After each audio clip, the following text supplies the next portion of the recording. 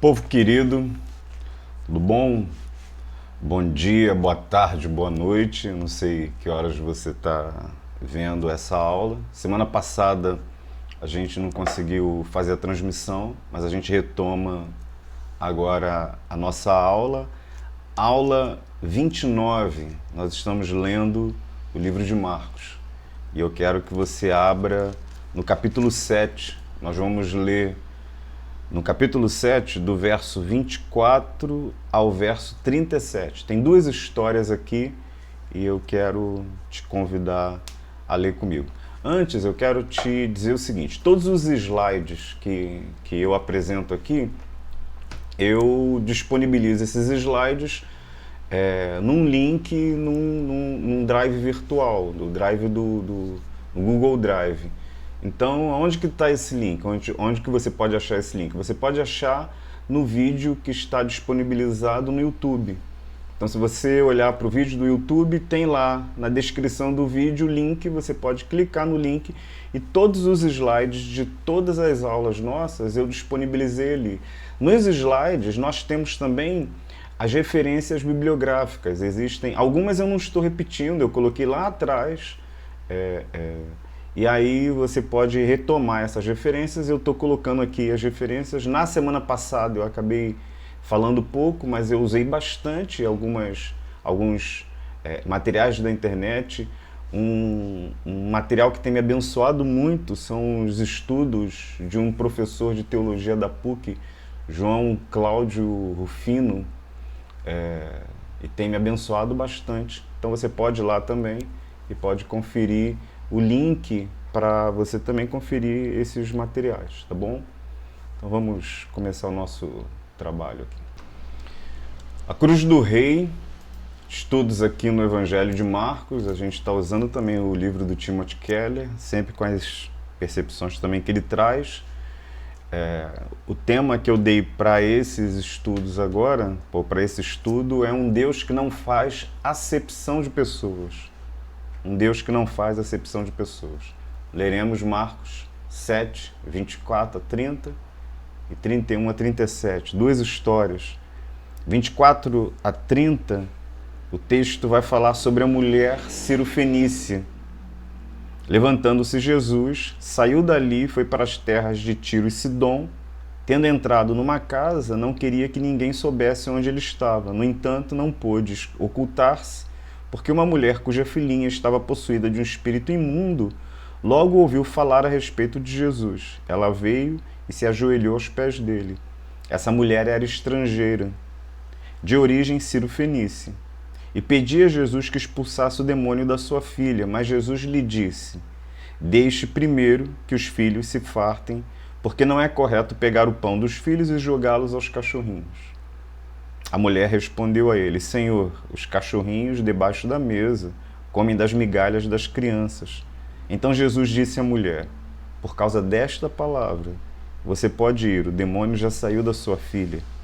Quando a mulher voltou para casa, achou a menina sobre a cama, pois o demônio tinha saído dela. De novo, Jesus se retirou das terras de Tiro e foi para Sidom, até o mar da Galileia, através do território de Decápolis. Então lhe trouxeram um surdo e gago e lhe suplicaram que impusesse as mãos sobre ele. Jesus, tirando-o da multidão à parte, pôs os dedos nos ouvidos dele. Depois, cuspindo, aplicou saliva na língua do homem. Então, erguendo os olhos ao céu, suspirou e disse: Efatá, que quer dizer abre-se. E logo os ouvidos do homem se abriram e o empecilho da língua se soltou. E ele falava sem dificuldade. Jesus lhes ordenou que não contassem isso a ninguém, lhes ordenou, então não somente aos homens, mas provavelmente às testemunhas que ali estavam, lhes ordenou que não contasse a ninguém, apesar dele ter levado o homem sozinho com ele, o milagre ganha repercussão. Porém, quanto mais recomendava, tanto mais eles o divulgavam. Ficavam muito admirados, dizendo: tudo ele tem feito muito bem. Faz até os surdos ouvirem e os mudos falarem. Muito interessante. O que a gente precisa entender para iniciar essas histórias, eu faço questão de ler o texto bíblico. Eu poderia entrar aqui sem ler o texto, eu faço questão de que tudo que a gente comentou, eu primeiro fiz a leitura do texto, porque o importante é o texto que precisa ser lido e precisa ser divulgado.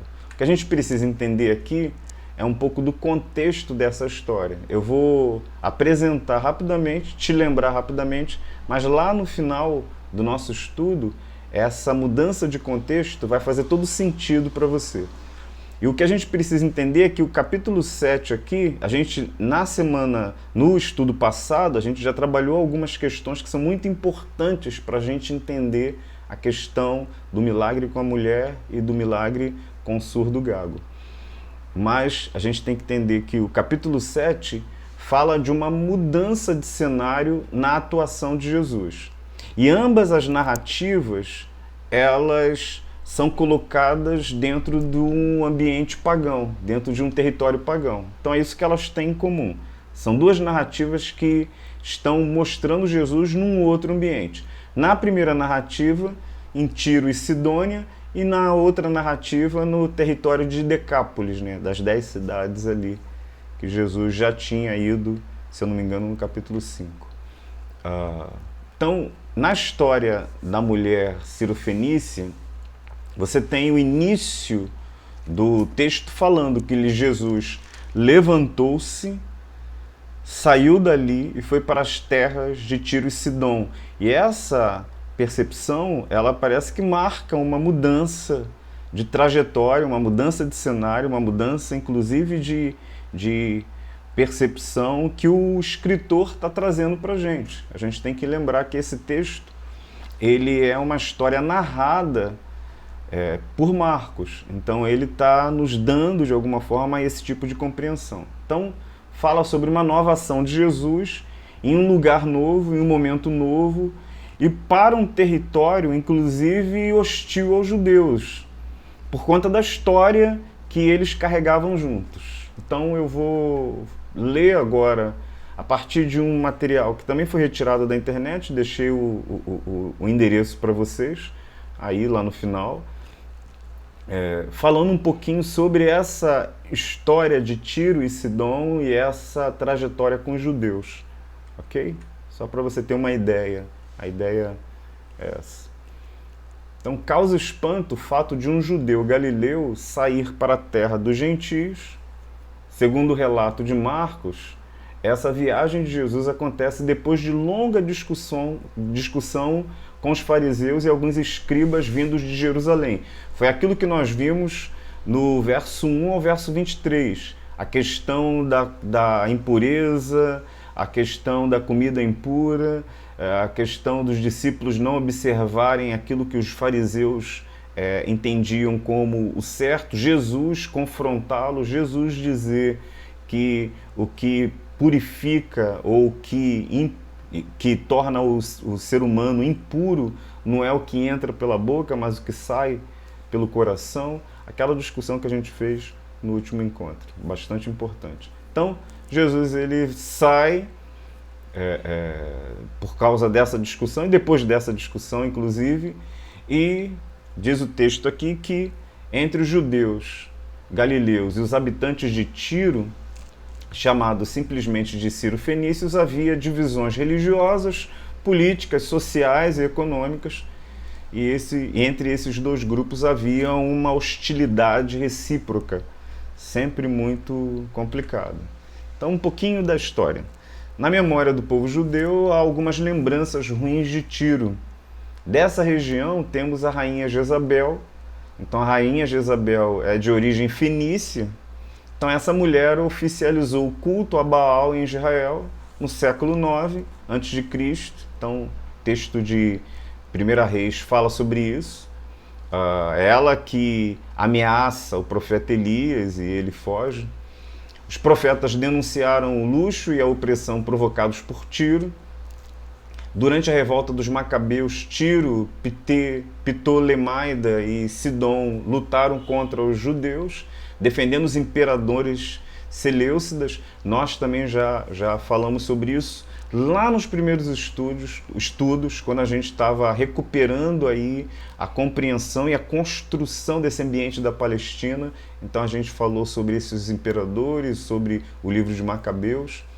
No tempo da dominação romana, Sidônia, a cidade da Fenícia, era o principal porto da região na viagem a Roma, trazendo produto comercial, o exército e a cultura helenizada de Roma, opressora dos judeus, para a Palestina. Então, era muito mal visto pelos judeus, justamente porque era uma porta de entrada para o paganismo, uma porta de entrada para aqueles tipos de misturas em relação à religião, em relação à compreensão de Deus, em relação às práticas que os judeus abominavam de alguma forma. Então, os fenícios sempre exploraram os galileus no mundo do comércio. A Galileia era terra fértil e a produção de grãos, vinho, óleo e carne era abundante. Além da riqueza agrícola e da pescaria, existia na região um centro de produção de cerâmica em Cafar Hanania e Shiquim, situadas entre a Alta e a Baixa Galileia. A região de Jericó oferecia extraordinárias tamareiras, plantas de precioso bálsamo, e também era conhecida como Cidade das Palmeiras. Uma parte dessas riquezas era levada para Tiro e Sidônia, cidades portuárias da Fenícia, passando pela Alta Galileia. Na transação comercial, os fenícios sempre levavam vantagem, aumentando o conflito entre os judeus da Galileia. Ok?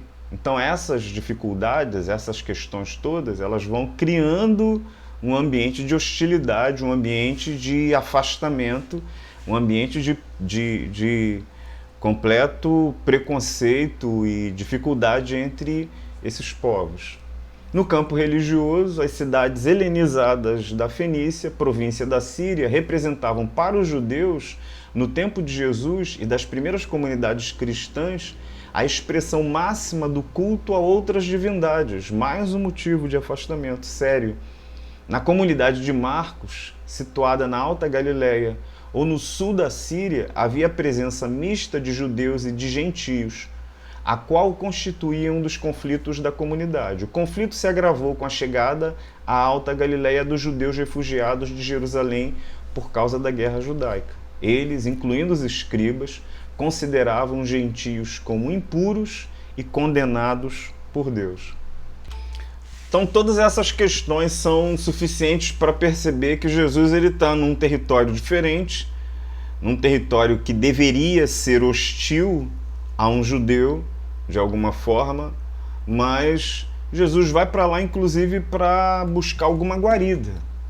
Ele vai para lá para buscar algum tempo de descanso, o que o texto diz que não acontece, porque descobrem que ele está lá e essa mulher surge com a sua demanda. E o texto faz questão de mencionar que é uma mulher estrangeira, que é uma mulher sirofenícia, que é uma mulher gentia.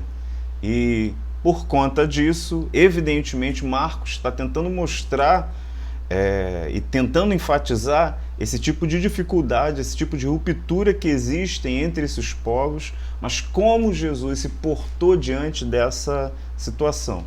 O texto vai dizer que ela se aproxima de Jesus, faz o apelo, pede que ele vá até a sua filha, que ele cure a sua filha, que ele liberte a sua filha. E a resposta de Jesus, que para a gente é um pouco estranha, porque Jesus ele responde à mulher quando ela pede insistentemente para que ele atenda a sua filha. E aí ele vai dizer: deixa primeiro que os filhos se fartem, porque não é correto pegar o pão dos filhos e jogá-lo aos cachorrinhos. Então, essa resposta, que parece para nós muito mal criada, inclusive, uma resposta de alguém que chamou o outro de cachorro e entendeu que não é a hora dele, que a insistência da mulher não deve ser a melhor insistência. Se você lê o texto inadvertidamente você vai compreender todas essas questões. Na internet tem muita gente falando sobre esse texto, tem muitas discussões falando sobre esse texto. E para mim esse é um dos textos também que a gente pode correr o risco de se perder nos detalhes e não entender a mensagem toda, a mensagem principal do texto. Não entender o que o autor está trabalhando e está nos apresentando no texto. Diante do pedido da mulher, a resposta de Jesus, ela reflete a mentalidade judaica daquele momento.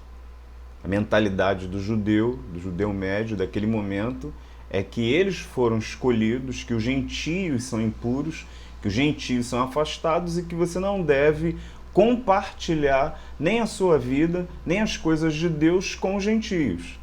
É essa mentalidade que já existe. A gente vai ver, por exemplo, no livro de Atos, e daqui a pouco a gente vai ler um texto lá no livro de Atos, que fala a dificuldade que o judeu vai ter de levar o evangelho para os gentios, porque ele foi ensinado a todo tempo que o gentio é impuro, está afastado, não deve ser acessado ou não deve receber aquilo que a gente daria para os filhos. A gente não deveria lançar aquilo que daria para os filhos, para os cães, para os porcos. E é claro também que a palavra cão, no Antigo Testamento, ela é sempre muito pejorativa, né? Ela sempre tem uma carga muito negativa, de alguma coisa impura. Davi chama Golias de cão, e por aí vai. Você tem uma série de outros textos que falam sobre isso. Mas nesse texto, a ênfase aqui não é de Jesus ter falado ou ter chamado o gentio de cão, porque aqui, na verdade, é um provérbio, e é um provérbio provável da região, do tempo daquele momento. E ele fala cachorrinhos, como se fosse aqueles cães domésticos, e não o cão, como é dito em outros textos. A ideia do provérbio é que a primazia é do filho. E é isso que está dizendo. A primazia é do filho. E Jesus tem muita compreensão da sua missão, de que a sua missão é dado aos judeus primeiro. Então Jesus também compreende a sua missão, e o provérbio somente quer dizer isso, que a primazia é do filho. Mas a mulher, ela insiste. Lembra de pedir e dar-se-vos-á, buscai e achareis, batei e abrir-se-vos-á.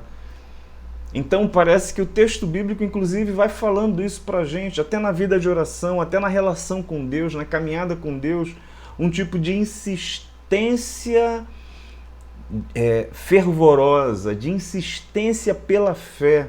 Não de insistência arrogante, não de insistência de alguém que se vê ou se coloca no direito, mas de uma insistência por fé, uma insistência por um coração quebrantado, uma insistência por um coração que chora, que lamenta naquele momento, uma intercessão que não se dá de alguma forma descanso enquanto não vê a mão de Deus na sua direção. E isso nunca afastou o Senhor. Ao longo de todo o texto bíblico, ao longo de todos os episódios que a Bíblia vai narrando, esse tipo de insistência, esse tipo de quebrantamento, esse tipo de envolvimento, esse tipo de pedido, esse tipo de colocação, nunca afastou Deus, nunca afastou os olhos dele. Pelo contrário, era isso que ele, de alguma forma, buscava que os filhos de Israel tivessem. Era isso que ele buscava que os filhos tivessem em relação ao Messias, em relação àquilo que Deus fazia. Deus estava pronto a abençoar, mas ele queria que os filhos quisessem, buscassem, clamassem. Você lembra lá de 2 Crônicas, no capítulo 7? Se o meu povo, que se chama pelo meu nome, se humilhar, orar, clamar, se quebrantar, se converter dos seus maus caminhos, buscar, clamar. Esse tipo de insistência nunca foi algo que incomodou o Senhor, pelo contrário, foi algo que ele buscou, que ele procurou. E o texto diz que essa mulher, ela se dirige a Jesus de uma maneira muito respeitosa. Ela enxerga nele, talvez, aquilo que os próprios religiosos judeus não tenham enxergado. Ela vai responder a ele: Senhor, os cachorrinhos debaixo da mesa comem das migalhas das crianças. Eu gosto demais dos diálogos com Deus, assim. É muito interessante. Tem outros lugares em que Deus dialoga com o ser humano. Você tem, por exemplo, quando Deus diz que vai querer destruir o povo por causa do pecado do povo, e Moisés parece que se coloca entre Deus e o povo, dizendo que se Deus fizesse mal ao povo, tinha que fazer mal a ele. É como se Moisés fosse mais misericordioso que Deus, mais amoroso que Deus. Mas não, o nosso Deus não é um Deus que se ressente desse tipo de quebrantamento, desse tipo de diálogo, desse tipo de conversa. E Jesus, ele se sensibiliza profundamente com aquela palavra. Ele se sensibiliza profundamente com aquele apelo, aquela mãe derramada diante dele e apelando a sua filha. Coisa que é o nosso papel, inclusive, como pais, né? A gente poderia, inclusive, aplicar sobre isso, né? Uma mãe que vai buscar o Senhor por conta do seu filho que está perdido. Seu filho que está vivendo determinadas circunstâncias que fogem da força dela, que fogem da capacidade dela. Então é levar a Deus todas essas dores e todas essas dificuldades. Senhor, os cachorrinhos debaixo da mesa comem das migalhas das crianças. Então Jesus disse à mulher: por causa desta palavra, você pode ir. O milagre já foi feito, já foi derramado. Antes que você pensasse, tudo já aconteceu. E a mulher, ela se dirige a Jesus pelo título messiânico dele, Senhor, o Kyrios, Senhor. O que provavelmente Marcos está tentando mostrar a gente, quando ele coloca esses textos em paralelo, quando ele contrasta um texto com outro, e aí a gente sai de uma discussão que Jesus tem com os religiosos, e a má interpretação e o mau coração dos religiosos, que deveriam compreender o Messias e deveriam enxergar o Messias, e coloca agora Jesus diante de uma estrangeira que, teoricamente, não deveria se importar com essas coisas, não deveria saber quem é o Messias, não deveria buscá-lo em circunstância nenhuma. É como se Marcos estivesse mostrando o quanto essa mulher viu Jesus, enxergou quem ele era, enxergou o Messias, compreendeu e se submeteu e o buscou. O quanto que o Messias prometido aos judeus, ele é enxergado, ele é percebido, ele é desejado por aqueles que não são judeus. A mulher devia conhecer a fama de Jesus, pois ela se dirige a ele usando o título salvífico Senhor. A misericórdia do Senhor é capaz de ultrapassar as barreiras étnicas, geográficas e políticas e ver a realidade das pessoas que sofrem. Em Jesus, a salvação não é apenas para os que observam a lei e a tradição, mas está aberta a todas as pessoas que nele acreditam, a todos aqueles que o buscam. A todos aqueles que o buscam. E é exatamente isso que a história da mulher quer, de alguma forma, mostrar para a gente. Aí a gente sai da história da mulher e a gente vai para a história do surdo e gago. E eu não vou gastar aqui pormenores da história, cada parte sobre o processo de Jesus ter curado ele, ter cuspido, feito lama, lodo ali, passado na saliva, como se tudo isso tivesse um significado tão mais importante do que a mensagem da história. Porque o grande desafio aqui não é como Jesus o cura, não é o processo pelo qual Jesus cura, os atos de Jesus de tirá-lo ali do meio da multidão, de tocar nele, e é muito significativo, inclusive, que Jesus toque nele, já que ele é surdo, já que ele é mudo, e ele não pode ouvi-lo num primeiro momento. Então o toque traz um certo afeto, traz uma medida de afeto, traz uma medida de preocupação, traz uma medida de cuidado de Jesus sobre ele.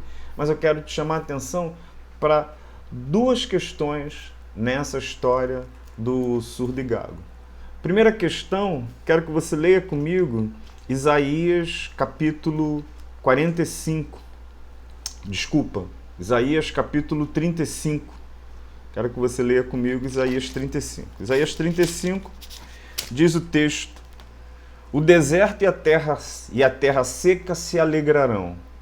O ermo exultará e florescerá como narciso. Ele se cobrirá de flores, dará gritos de alegria e exultará, receberá a glória do Líbano, o esplendor do Carmelo e de Saron. Eles verão a glória do Senhor e o esplendor do nosso Deus. Fortaleçam as mãos frouxas e firmem os joelhos vacilantes. Digam aos desalentados de coração: sejam fortes, não tenham medo. Eis aí está o Deus de vocês, a vingança vem, a retribuição de Deus, ele vem para salvar vocês. Então se abrirão os olhos dos cegos e se desimpedirão os ouvidos dos surdos. Os coxos saltarão como as corças e a língua dos mudos cantará, pois águas arrebentarão no deserto e ribeiros no ermo. A gente poderia continuar lendo aqui sobre essa obra do Messias. Foi profetizado que a obra do Messias seria uma obra de completo renovo, de transformação. Seria uma obra em que o deserto e a terra seca agora seriam abundantes, dariam vida. E ele fala sobre a obra do Messias, sobre os surdos e sobre os mudos na obra do Messias. Então, quando Jesus e quando Marcos ele apresenta o relato de Jesus e ele coloca também essa questão, há uma percepção de que Marcos está falando sobre o Messias prometido. É ele o Messias prometido. É ele o Messias que haveria de vir. E quem o enxerga nesse momento não é o povo para o qual ele veio, mas são os estrangeiros, que na prioridade não estavam incluídos um pouco depois. Não tinham a primazia, mas é ele o Messias. E o texto vai dizer que quando ele termina o milagre e ele tenta fazer com que o povo não fique propagando, não fique falando sobre o que ele fez, mas eles não conseguem se calar e eles falam sobre o que ele fez, o texto vai terminar com a expressão que nós colocamos aqui. Ficavam muito admirados, dizendo: tudo ele tem feito muito bem. E aí quem me ajudou a entender essa expressão foi o professor João Cláudio Rufino, professor da PUC, tem vários vídeos na internet, e ele vai nos mostrar que esse texto é o mesmo texto que está em Gênesis, capítulo 1, verso 31, quando fala sobre a obra da criação. Quando fala sobre Deus olhar para tudo que estava fazendo e perceber que tudo que estava fazendo era muito bom. Tudo ele tem feito muito bem é o mesmo texto que Deus viu tudo o que havia feito e eis que era muito bom. Esse texto em Gênesis ele foi escrito em hebraico e ele foi traduzido na versão da Septuaginta para o grego. Nós falamos sobre a Septuaginta lá nos primeiros estudos também. Então, o que foi a Septuaginta e por que, então, esse texto do Antigo Testamento ele vai se espalhar para os judeus espalhados em diversas áreas, por conta das diásporas que foram acontecendo, por conta das guerras que foram vivendo. Então, foi um texto muito importante. Na Septuaginta, quando o texto hebraico é traduzido para o texto grego, para o grego, e surge então o texto da Septuaginta, a versão dos 70, as expressões que são colocadas lá em Gênesis 1:31 são as expressões parecidas com aquilo que Marcos coloca aqui nesse momento. É como se estivesse dizendo que Deus fez e criou todas as coisas e o Messias vem sobre a história e repara e transforma e cria nova todas as coisas. Tudo o que havia feito, e eis que era muito bom, e a palavra sobre aquilo que Jesus estava falando, tudo ele tem feito muito bem. Tudo ele tem feito muito bem. O que a gente aprende com esse texto, de alguma forma, com esses dois textos? A gente vai aprender, e é por isso que a gente agora retoma o que a gente disse lá no início sobre o contexto. Nos versículos de 1 a 23, no capítulo 7, Jesus ele apaga uma espécie de linha divisória entre as comidas puras e impuras. Ele vai dizer que não existe comida pura, que não existe comida impura. Ele torna puros todos os alimentos, porque não é aquilo que você come que te torna impuro, não é aquilo que você toca que te torna impuro. O que te torna impuro é o teu coração, aquilo que mora dentro de você, aquilo que germina, que cresce dentro de você. E aqui é como se Jesus estivesse na continuidade daquilo que ele vem falando. É como se ele estivesse dizendo também que não existem pessoas impuras. Não existem pessoas impuras. Impuras cerimonialmente, impuras religiosamente. Como se elas estivessem, de alguma forma, afastadas de Deus e não tivessem a possibilidade de se aproximar dele. Afastadas cerimonialmente de Deus. É como se ele estivesse dizendo, e nessa visita deliberada a um território estrangeiro, a uma mulher estrangeira, a um surdo-gago estrangeiro, e fazendo milagres que fez lá, porque ele poderia ficar reticente a fazer o milagre com a mulher, parece que ele ficou reticente, mas por que ele não ficou reticente a fazer o milagre com o surdo-gago? Não, a disposição dele de derramar a misericórdia e o reino que chega também para os gentios. A visita de Jesus à região de Tiro e o seu encontro com uma mulher cirofenícia causaram espanto e entraram em contradição com a concepção messiânica da época, segundo a qual a salvação seria somente do povo de Israel. Mas esse encontro ampliou o conceito de Messias em vários sentidos: geográfico, étnico, religioso e de gênero.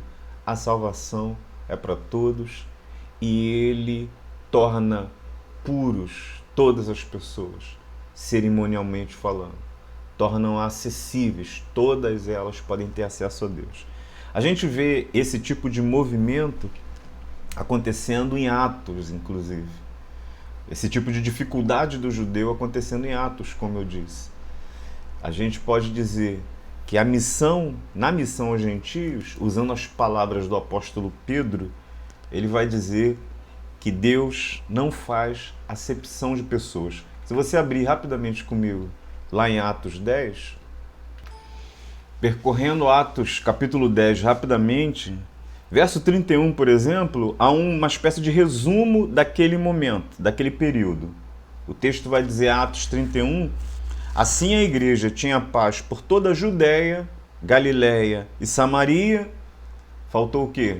Lá de Atos 1:8, confins da terra. Judéia, Galiléia e Samaria, edificando-se e caminhando no temor do Senhor e no consolo do Espírito Santo, crescia em número.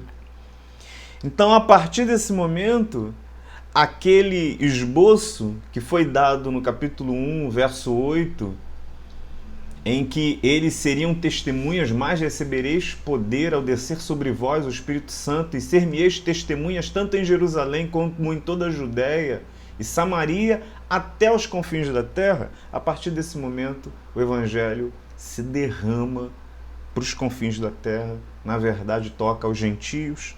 Pedro aqui simboliza esse momento da mudança e depois é Paulo que vai surgir na cena e levar o evangelho aos gentios. Então no capítulo 10 vai falar sobre isso. O capítulo 10, ele vai... Aliás, o verso que eu li foi o verso 9 e 31. Desculpa, 10, 31 não. 9 e 31. E aí entra no capítulo 10. No capítulo 10 a gente está em Cesareia e a gente tem um homem chamado Cornélio. Diz o texto que Cornélio era um centurião do exército italiano. Ele era piedoso, ele era temente a Deus com toda a sua casa, ele fazia muitas esmolas ao povo e ele orava sempre a Deus.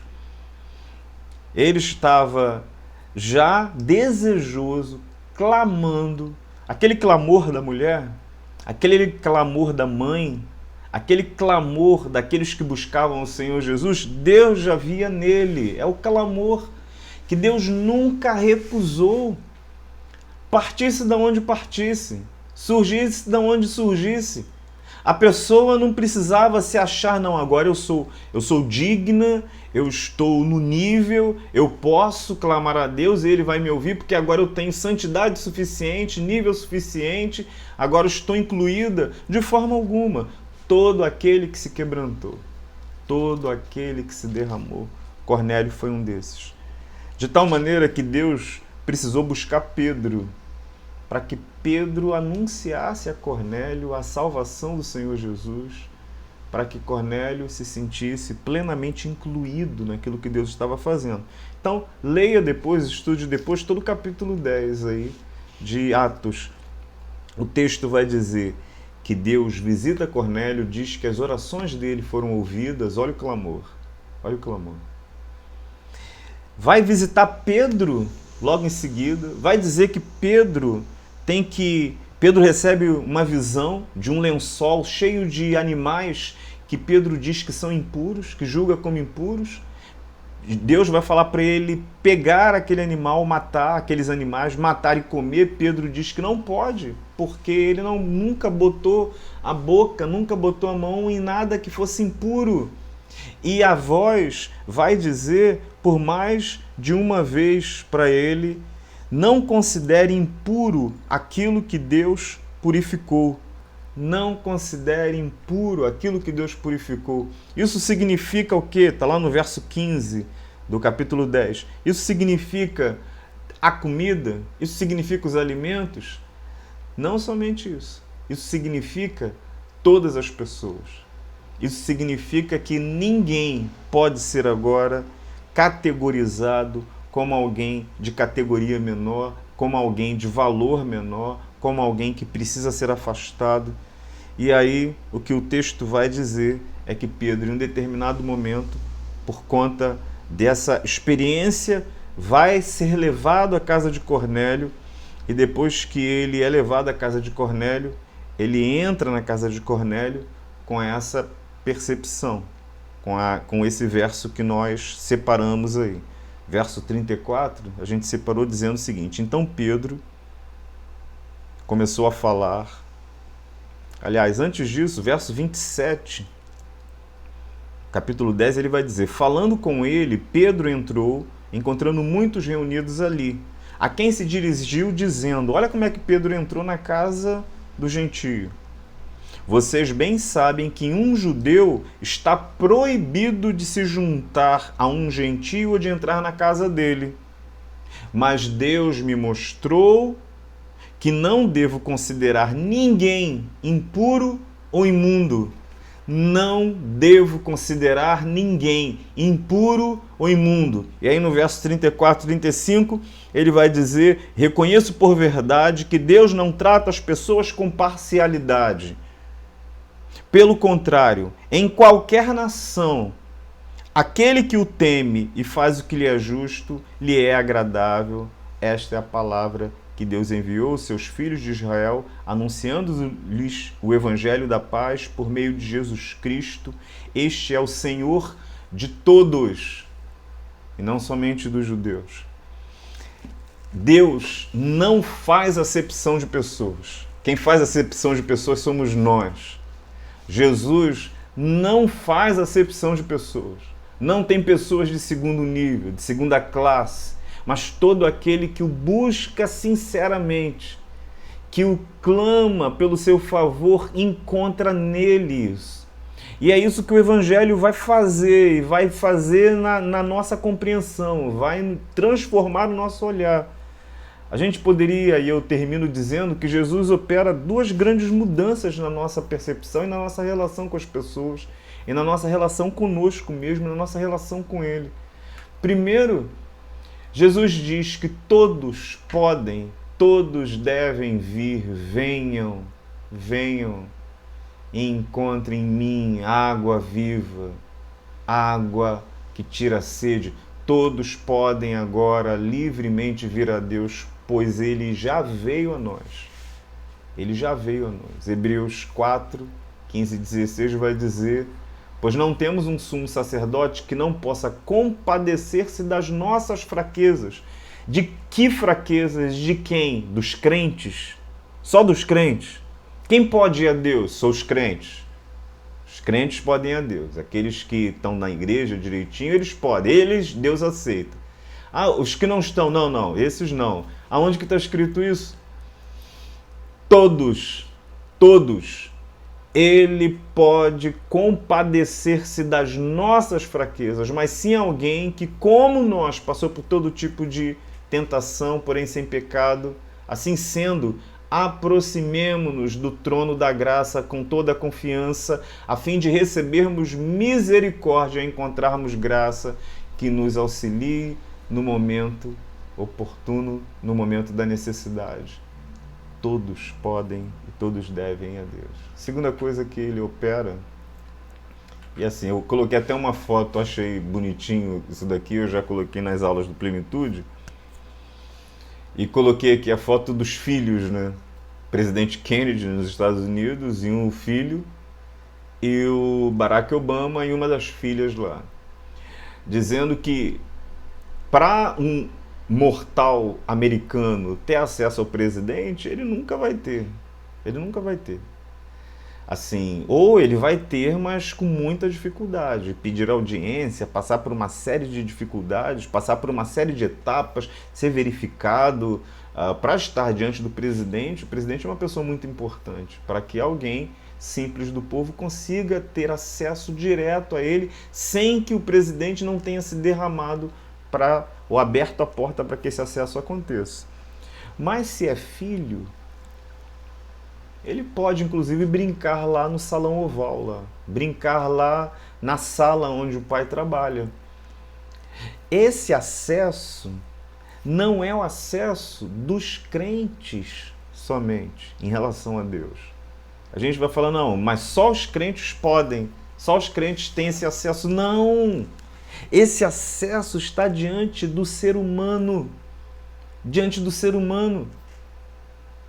Uma pessoa lá longe, afastada de Deus, ela não precisa, por exemplo, vir para a igreja, pedir ao pastor para que o pastor ore por ela a Deus, para que Deus possa ouvi-la.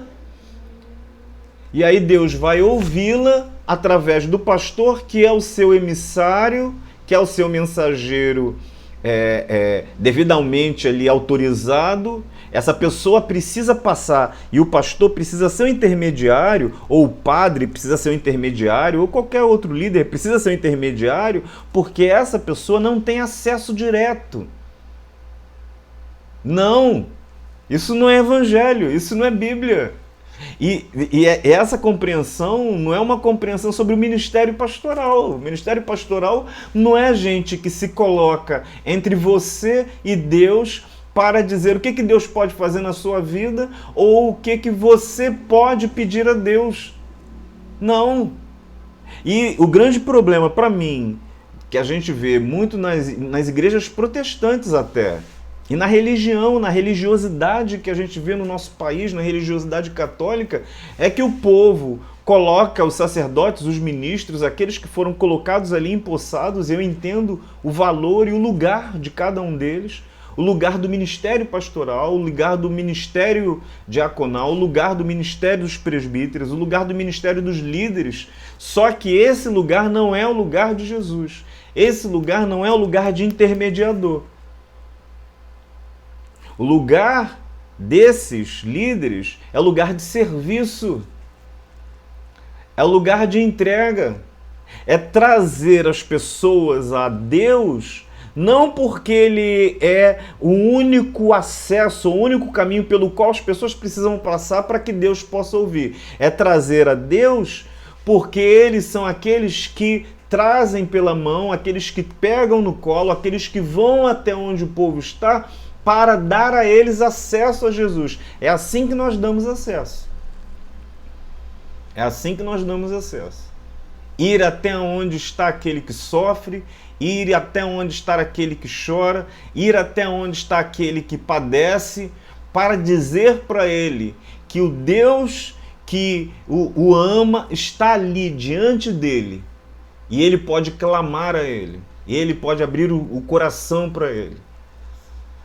Porque não há nenhum outro nome pelo qual nós devamos ser salvos, nenhum outro mediador, nenhum pastor é mediador entre você e Deus. Por isso, meu querido, minha querida, não existe oração forte, não existe oração, e o que eu vejo no WhatsApp, vejo em um monte de lugar, não existe oração que Deus vai atender mais do que a tua oração.